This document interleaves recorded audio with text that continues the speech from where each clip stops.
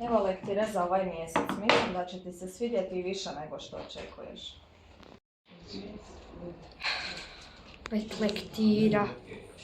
Uvijek nešto teško i ozbiljno. Pogledaj ovo. Afganistan, rat i glad. A ja jedva stignem igrati igrice i družiti se s prijateljima zbog toliko zadaće.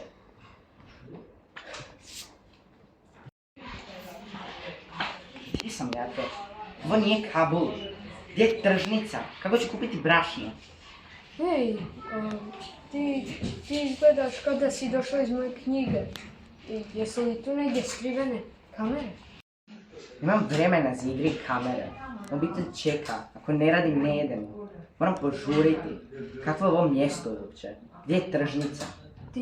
Ti radiš? Ti hraniš svoju obitelj? A koliko uopće imaš godina? Djevojčice u Afganistanu ne smiju u školu. Ne smiju izlaziti. Da bi hranila obitelj moram se pretvarati da sam dječak. Ja se ljutim što moram čitati i učiti.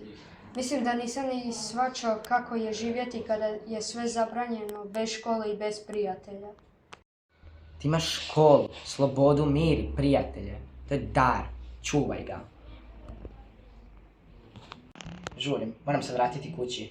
U redu, sretno i čuvaj se.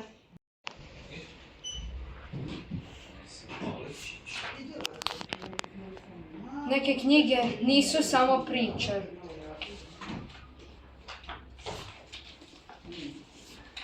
Zato čuvamo knjige i zato ih čitamo.